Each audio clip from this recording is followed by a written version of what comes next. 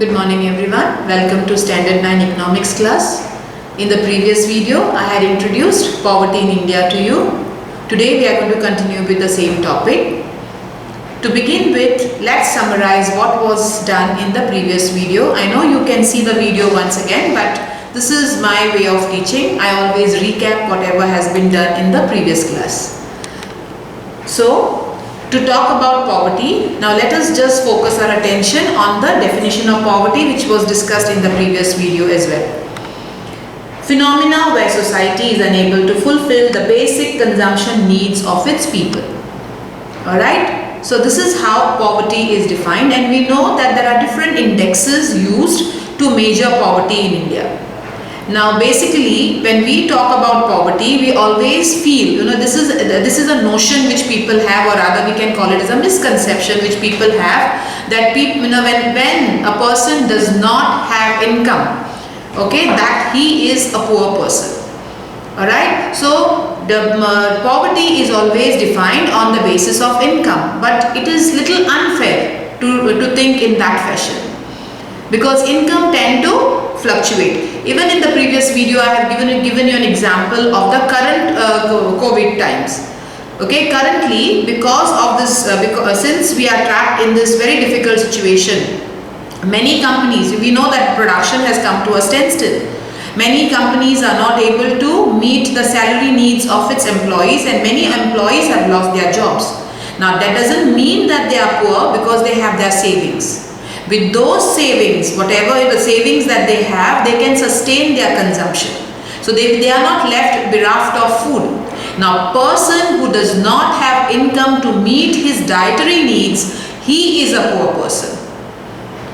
Okay, so in India, the Planning Commission has already defined, or Planning Commission has already decided the two measures, okay, on the basis of which poverty is defined in India. We have the one measure is the consumption expenditure, okay, and the other one is the calorie intake.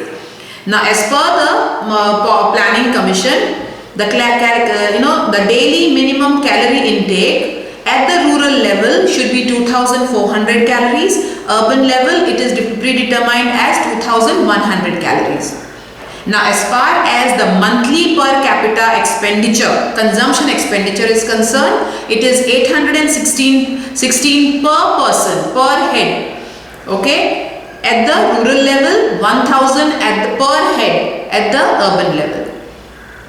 So, the main index to measure poverty is the monthly per capita consumption expenditure.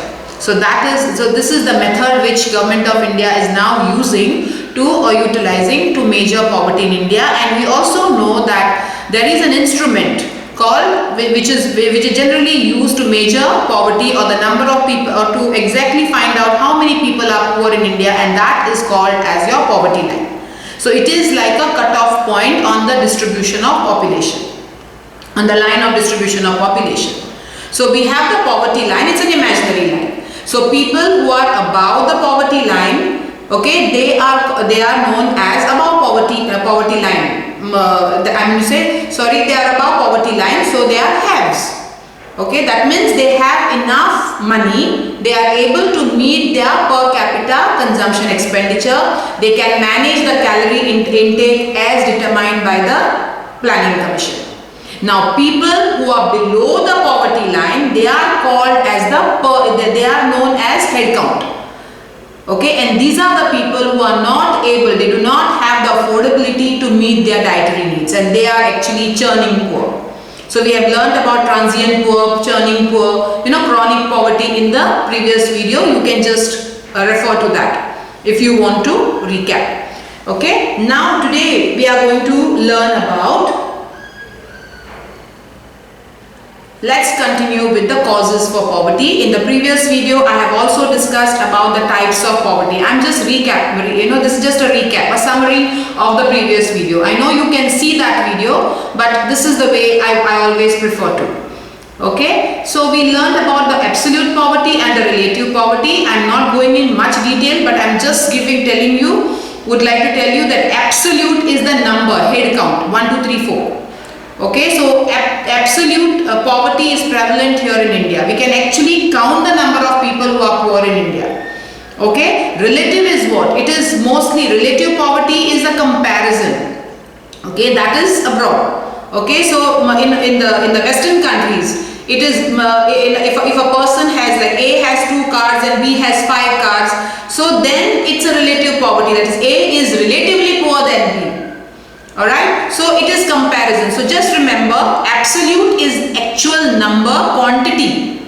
Okay, it quantifies, it actually tells how many people are poor. Relative is what? It is comparison. I have 2 cars, you have 5 cars, so I am relatively poor than you are. Alright, okay, so this is the difference between your relative and absolute poverty. Today we are going to focus our attention on the causes. Okay, causes of poverty in India. Now, most important one is the low level of development.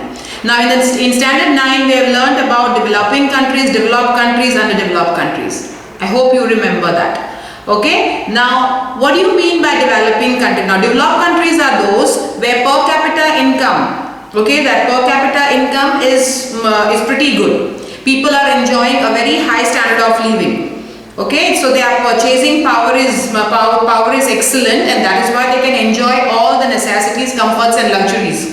Okay, they can meet all their needs. Now, developing country. Now, India is always known as a developing country because our per capita income is not at par with the developed countries. It is growing, it is improving. Okay, India is struggling to help people, or rather I would say the government is struggling or trying to create income generation opportunities for people. Okay, so because of the low level of development, now there is a difference between economic growth and economic development, that also we have learned in Standard 9. Economic growth is what? It is measured. There are 2 indexes used to measure economic growth, and it is GDP, that is gross domestic product, and national income. So GDP and national income is somewhat the same. Okay. So that is, economic growth is more quantitative in nature, okay, whereas development is more qualitative in nature. When when the national income and GDP is increasing and government is simultaneously trying to improve the infrastructure, all the economic needs are, government is trying to meet the economic needs and social needs of the people. Like in the sense, like government is trying to set up or improve infrastructure or set up more industries. Okay, build roads and bridges and educational institutions. Okay, then also trying to focus attention on improvement of health. When all these things are happening, that is economic development. Alright, now because India is a developing country, the level of development is not matching with the population. So fast growth of population, especially among the poor, the growth of population is pretty fast. Okay, so the development that is happening is not keeping in tandem with the population growth. Now we are more than 1 billion.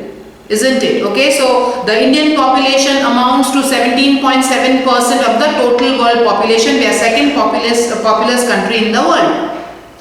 Okay, so our development is not able to keep pace with the growing population. As such, government is not able to generate or create income generation opportunities of people, and that is why many people are not able to satisfy that. They do not have the income. Okay, they don't have the income to satisfy the dietary needs. So this is one reason for poverty in India. Then that is disparity. Now, disparity in income distribution I have already mentioned now. Okay, what disparity of income in income distribution, what does that mean? Like people are not having income earning opportunities. Okay, jobs have to be created, or rather people have to be encouraged. So many schemes have to be floated or launched so that people are able, in the rural areas as well as in the urban areas, they are able to earn income for themselves and support themselves and support their families as well. Okay, so today in India we are living in a society which is divided into 2, haves and the have-nots. Okay, so we are in a situation where rich is getting richer but the poor is getting poorer.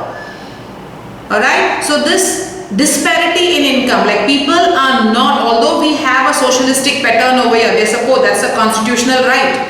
It is not actually existing. Okay, people are deprived of income which they actually deserve. So that is this disparity in income distribution is also one of the causes for poverty in India. Then as I have already discussed with you, that fast growth of population among the poor. All right. So that's another reason. Then price rise, which is also inflation.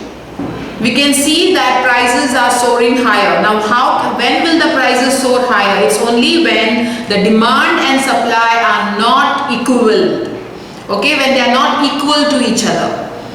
Okay, when there is disparity between the demand, like population is increasing, so demand for the variety of goods will increase. But we do not have so many industries, okay, to meet that demand, to supply goods to meet that demand. So when there is disparity, okay, between or when the demand does not meet the supply, then the prices tend to fluctuate, okay, and that eventually leads to inflation.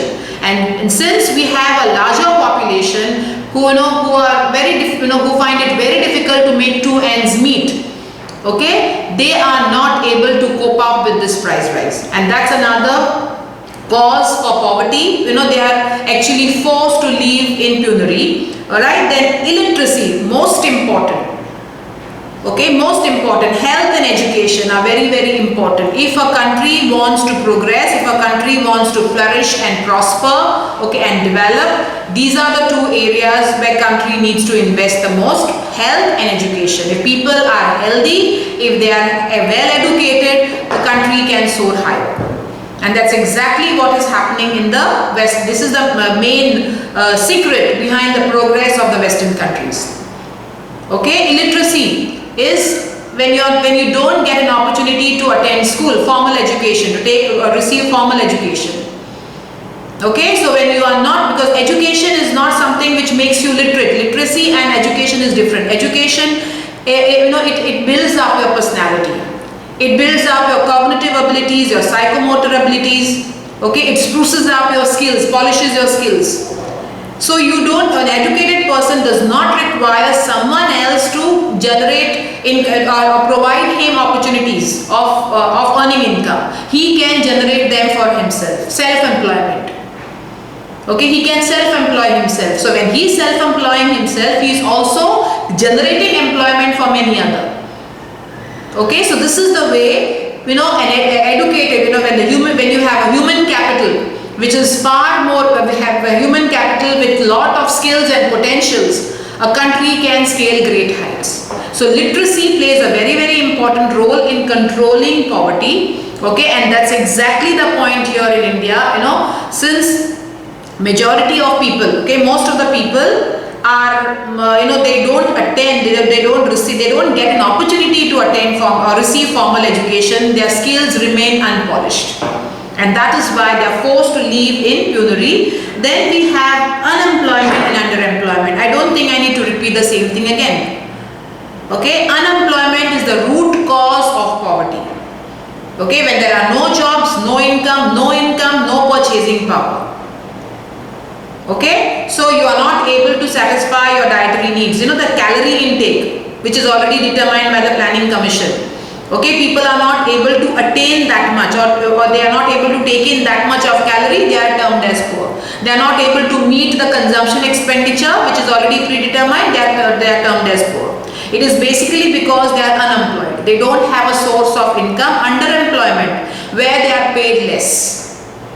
Okay, it's like, it is just, what shall I say, it's a picture they paint that yes, I am employed, okay, I have a job, but the income that I am receiving is not enough to meet the dietary needs. Or maybe I have to instead of having 3 meals a day, I am just satisfying myself with 2 meals a day, or sometimes even 1 meal a day. Okay, so that underemployment is also a cause for poverty. Okay, and then we have a lot of social causes as well as the political causes here, which contribute to poverty in India.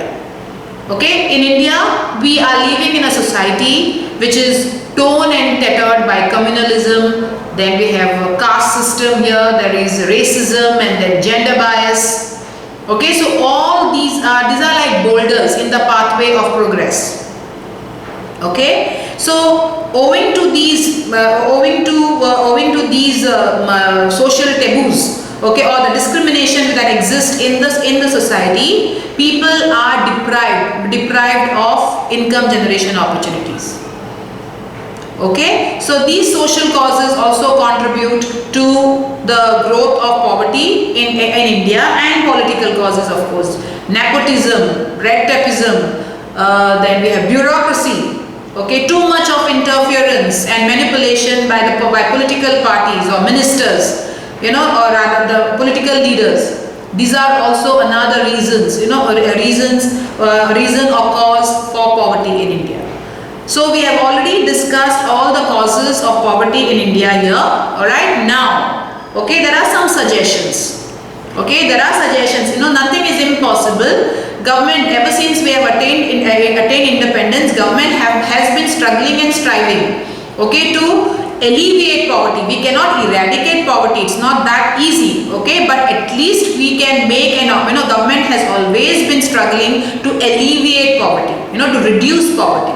And there are some suggestions to reduce poverty or to remove poverty. Removing is totally it is impossible, but reducing, yes, we can alleviate. Okay, how can we alleviate poverty? Agricultural development, industrial development. Okay, then reduction. So when there is a development in the spheres of agriculture, in the spheres of industries, okay, there is industrial development, income generation opportunities will be created for people.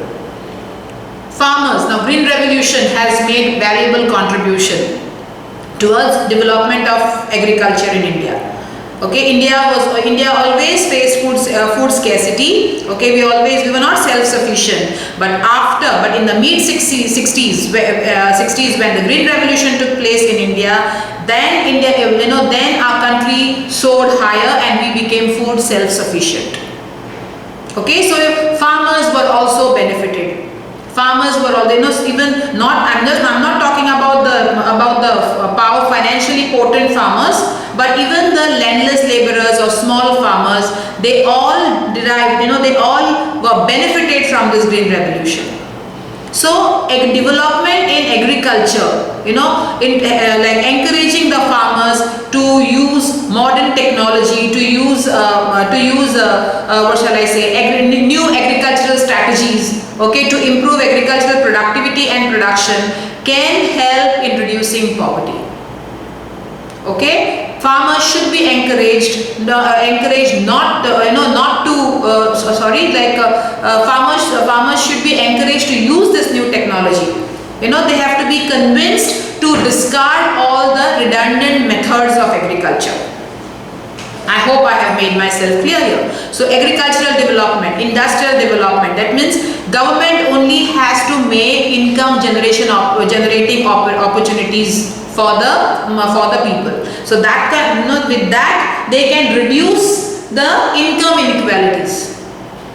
Okay, so when opportunities, when jobs are created, when income generation opportunities are created for people, then people will be able to earn, the citizens or the population in India will be able to earn an income with which they will be able to meet their dietary needs as predetermined by the Planning Commission. So, reduction of income inequalities, there has to be parity. Okay, there has to be parity in income that you earn. Everyone must get the share of income that they deserve. Okay, so that will help in reduction of income inequalities. Then check on the price rise. This is very, very important. Government must develop mechanisms to keep a check on inflation. Try and avoid the situation where prices keep on fluctuating. Prices have to be stable. Okay, so that everyone gets the opportunity to meet their dietary needs. Okay, so that's one suggestion. Then generation of employment, I have already said, because that is the route. This is the only suggestion that we can actually adopt. Okay, unemployment and poverty, they are complementary to each other. Because of unemployment, we have rampant poverty here in India.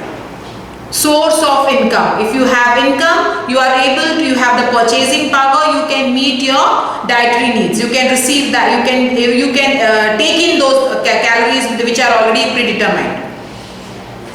Okay, so that's it. So like generation of employment, controlling population growth, as I have already said that to you. Okay, we have already, that's one of the cause. Fast growth of population among poor. Okay, now now the time has come that something has to be done about it. Okay, India must adopt, or rather the government is doing a fair job, but this is one suggestion where through family planning or taking various other health measures, population needs to be controlled. Because if population continues to grow, then especially among the poor, okay, the population is growing more among the poor. So then the vicious cycle will continue. Okay, vicious cycle will continue, because as the child is, as children are born, there will be more mouth to feed. And then again, these children, as they are growing up, okay, they will be again deprived of all their rights. They will not be, since it's a big family, okay, and the parents will not be able to support their children, okay, or feed their children. These children will be again, okay, deprived of their right to go to school. Okay, so again they will remain illiterate. So their skills will not be, their potentials will not be untapped, and again they are forced to live in penury. Again they have to be, there will be impoverishment forever. Okay, so when the families are small, it becomes very easy to feed. Okay, parents can manage to look after the children well. Alright, so controlling population growth, then special focus on the backward region. This is very important, because majority of the population, that is nearly 90% of the population, is dwelling in the villages, and there are some villages, especially in states like Bihar or Uttar Pradesh or Madhya Pradesh. Madhya Pradesh is known as the treasure house of tribes. Okay, so all these places, there are some remote villages where people do not have, or their earnings are not up to the mark. Okay, their earnings are not up to the mark, so therefore they are not able to meet the consumption expenditure, and that's why they are poor. So government has to focus its attention in these, on these areas. They have to identify these areas so that government can launch some schemes, or government can start some kind of, what shall I say, the government must take steps to generate employment or create employment for these people, so that they are able to improve their standard of living and they don't have to live in penury. Okay, so special focus on backward regions and development of infrastructural facilities. Okay, infrastructure has to be improved. That is, so if at all government is taking these measures of improving or developing infrastructure facilities, that means we are heading towards development. Okay, we need better roads, we require better bridges and dams. Okay, then something has to be done. So a lot of revolution needs to happen in the field of education, in health. So when these facilities are provided to the people, okay, when they are created, then these are like income generation opportunities for many people, especially those who are skilled. Even those who are unskilled also, they can be absorbed in industries as unskilled labor. So at least they are getting an opportunity to earn an income and support their families, to they can make two ends meet. Alright, so these are some of the suggestions to remove poverty. So let's run through. Agriculture needs to be developed, okay, and development, for the development in agriculture, credit goes to the green revolution that has happened. Okay, then there has to be an effort made to reduce income inequalities. So that can be done only by generating more income, more employment, I mean. Okay, so generation of employment. Then government has to take some measures or develop mechanism to keep a check or tab on inflation or price rise, so that people are able to sustain their consumption. Okay, controlling of population through proper family planning measures. Then special focus on backward regions, because these areas are always ignored and they are neglected, and people over here do not have proper employment. Okay, they have no income generation opportunities. As such, they have to live in a state of penury or poverty. Okay, so government has to make an effort to give them employment, okay, or some gainful employment, some gainful work, so that they are able to satisfy their dietary needs. And last but not the least is development of the infrastructural facilities. Okay, now let us talk about the special poverty alleviation programs. Now there are so many. If you open a textbook or the study material that is provided to you, you will find so many of them. But we are only going to focus on the major ones.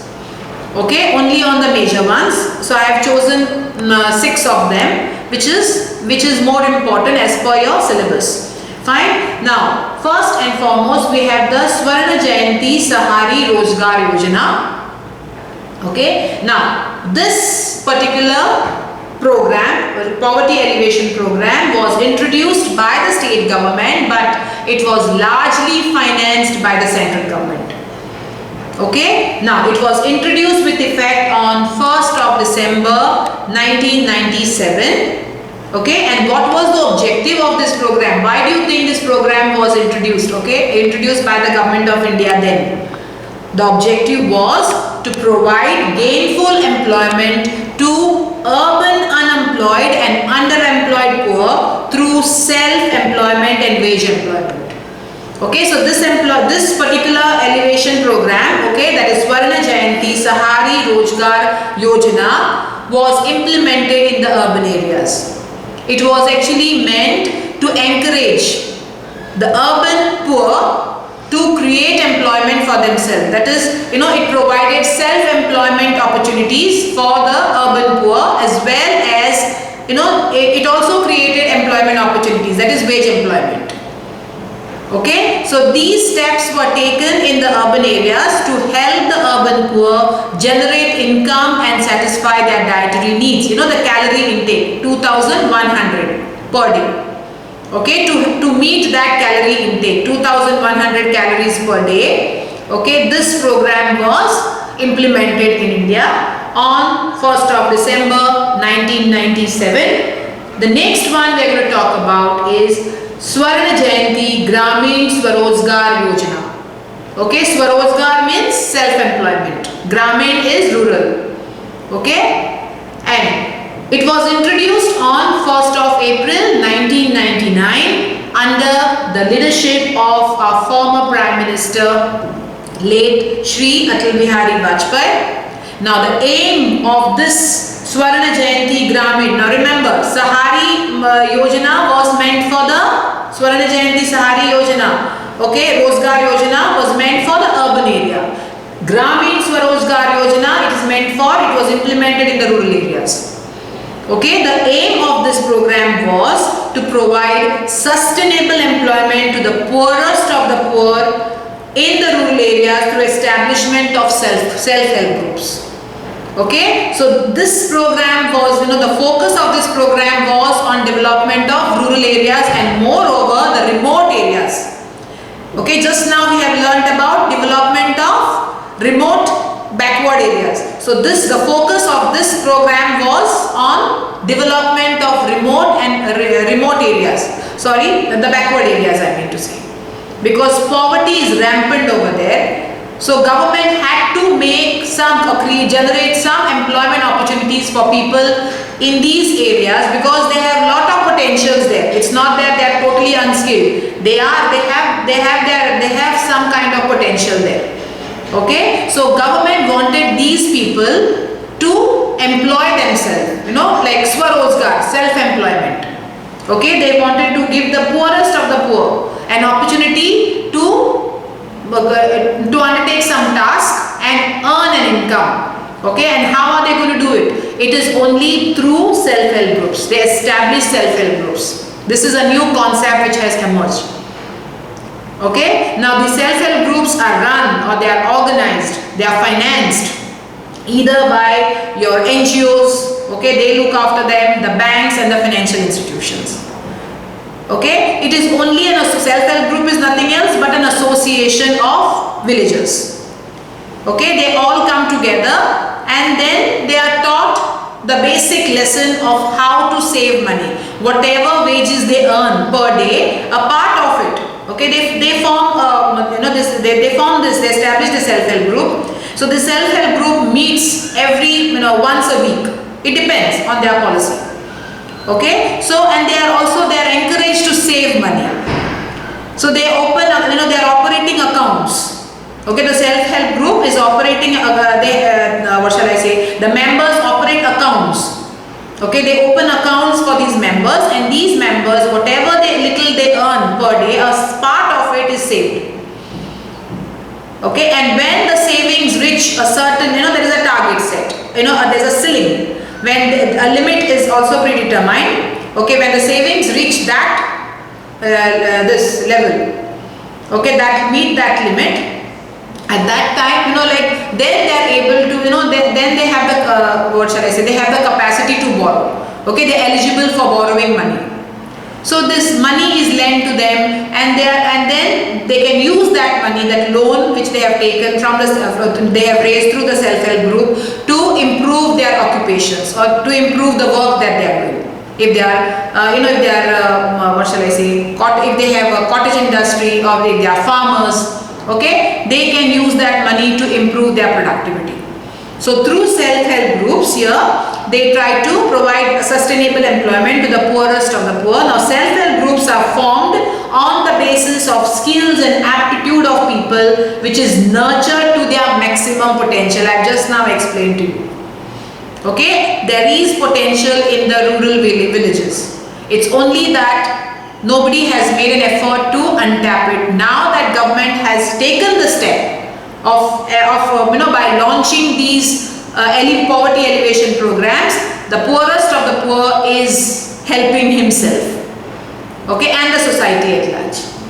Okay, so the self-help groups, they are formed on the basis of the skills and the aptitude of people, and that skill and that aptitude is nurtured, okay, to the maximum potential. They make sure that they thrive, they achieve what they want.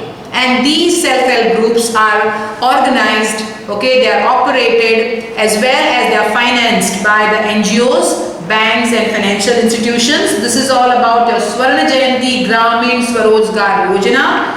The next one is Pradhan Mantri Gramodaya Yojana.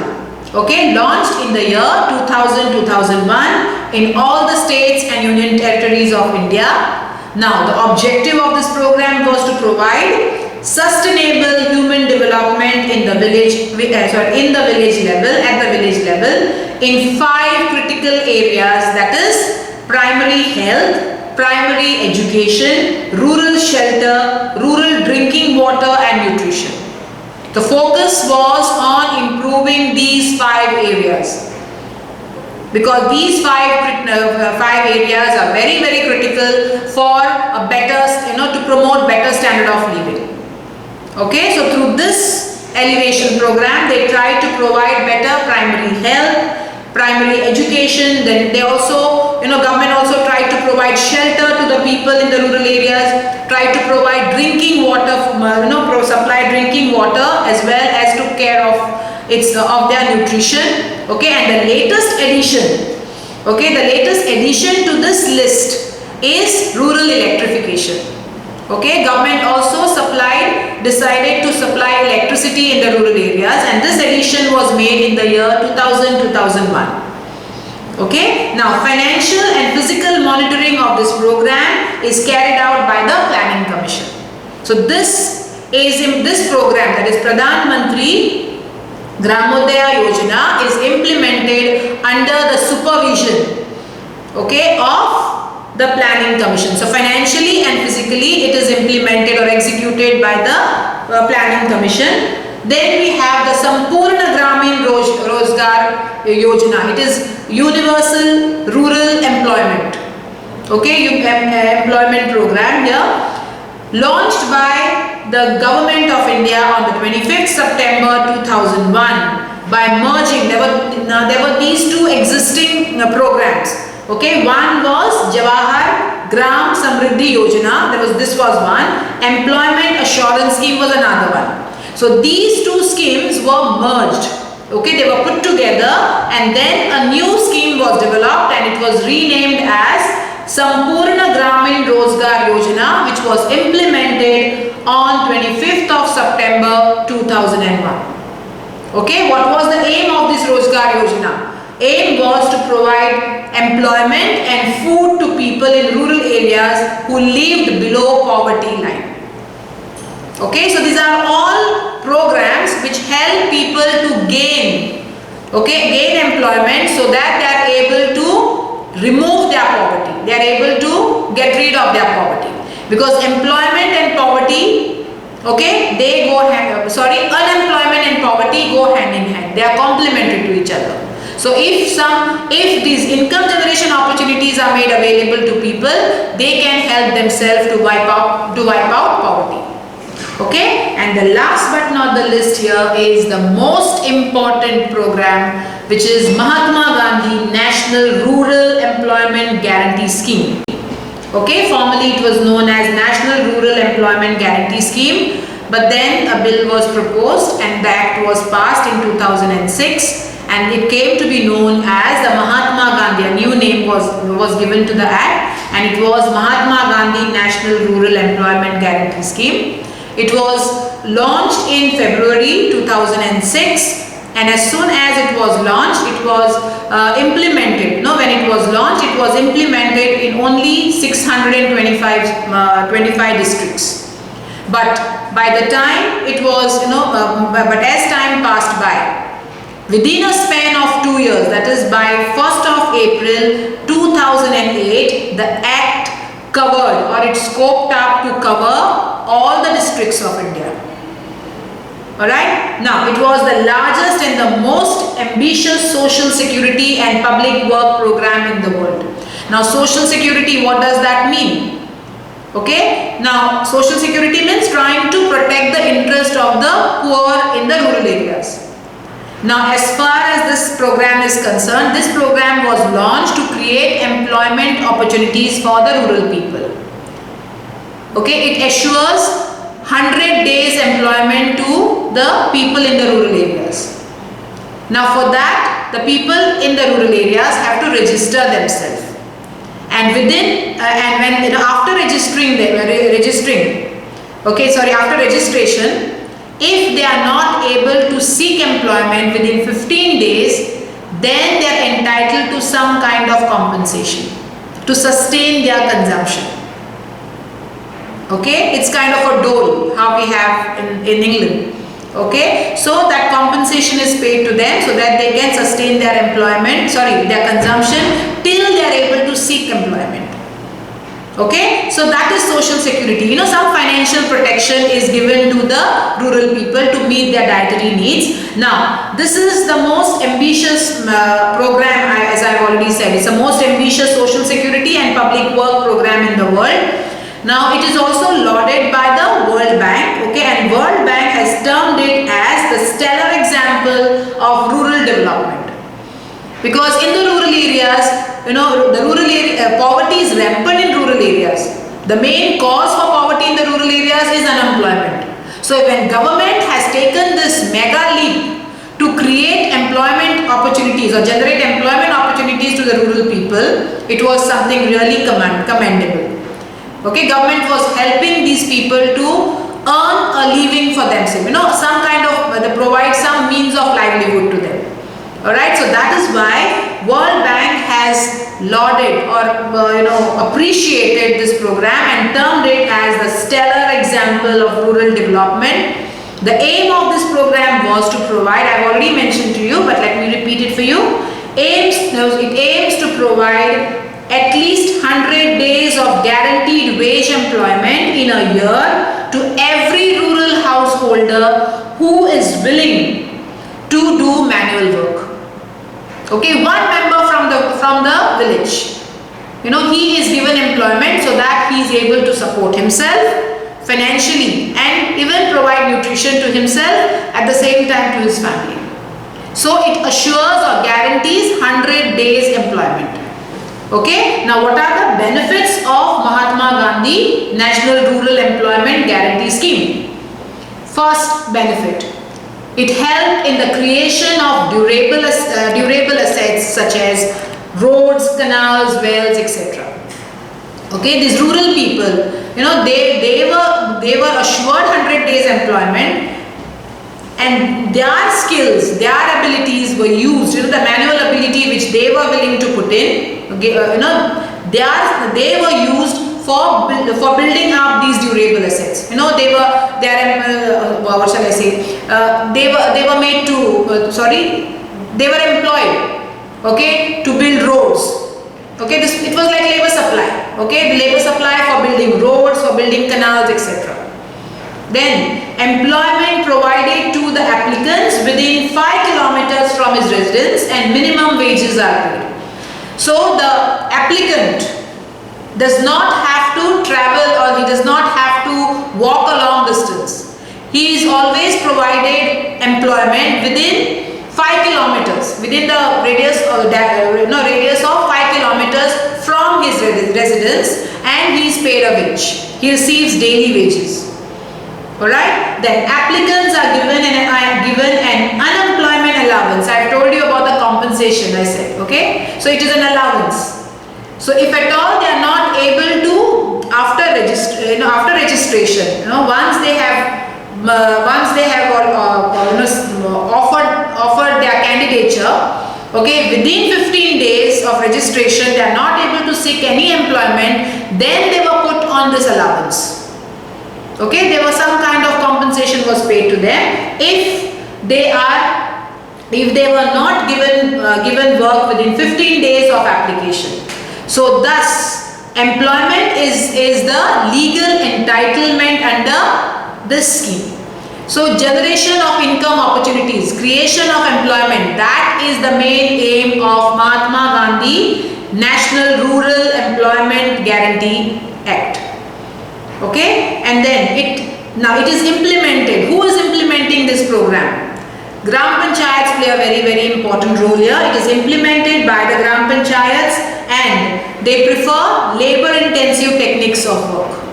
Okay, any activity that requires a lot of labor supply, like construction of roads, okay, the digging of wells or building canals, this require a lot of labor.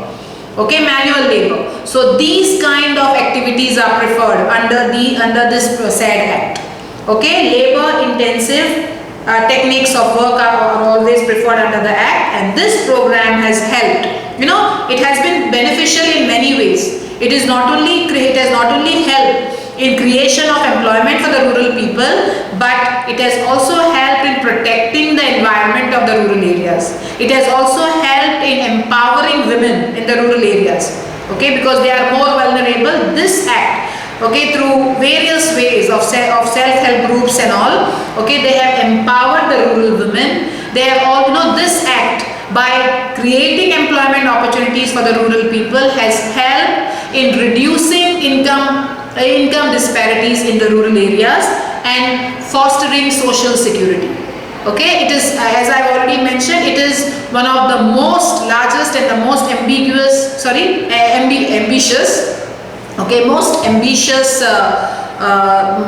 program, okay, social security program. Okay, if at all they are not, the main aim is to generate employment, but if at all they are not able, the applicant is not able to seek employment within 15 days of registration, he is put on some allowance. He is getting some compensation to meet his dietary needs. Alright, so here we come to an end of today's session. Thank you for your patient listening.